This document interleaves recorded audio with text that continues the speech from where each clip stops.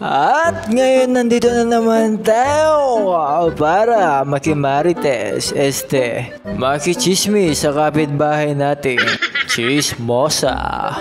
At dahil umaga na naman, ay lalarga na naman tayo para sa panibagong duty. At syempre ako'y naglalakad para ibigay ang daladala kong karton kay nanay. Itong karton ito ay magsisilbing dagdag pangbenta ni nanay. Dito'y natagpuan ko na. At si nanay ay dali-daling kinuha ang aking mga karton. Subalit ito iniintay ko ang masarap niyang thank you.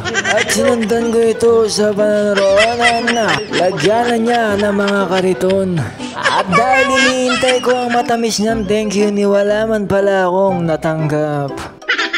At nandito na tayo sa aking trabaho at may pogi kaming bisita. Dahil dito hindi nagsisinungaling ang bata. Inanong ko kung pogi ako. At ang sagot niya ay Pogi me. Pogi kuya. Pogi me. Ha?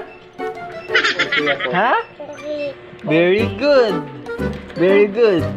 At dahil break time na naman, at titigman ko ang masarap na turon ni Aling Sophia. Saan turon kayo yung malamans?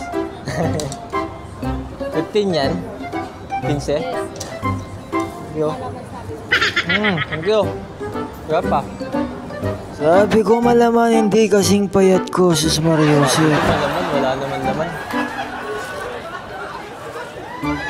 At dumako ako sa grocery ni Aling Kiti-Kiti para maganap naman ng panulak. Titikman ko ang real leaf. Sabi nila ay lasang tea daw ito eh. At syempre dali-dali ako pumunta sa counter para makaalis kaagad at makahanap ng magandang pwesto.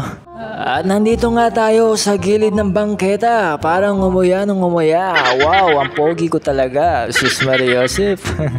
At para mapabilis ako sa aking pag-break, in-straight ko to at mabilisan pagkain abang nakamasid sa malayo. Sabi nga nila, time is pass.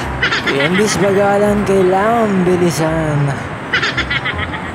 At ayun na nga, tapos na ako para itapon na ang aking pinagkainan. Pero nabitin talaga ako sa aking kinain. Kaya pumunta ako sa fishbowlan para kumain at sabi dito self-service daw dito. Kaya ako na rin ang nagluto at ako na rin ang nagpa-order, sus Maria Joseph. Sunugin ko?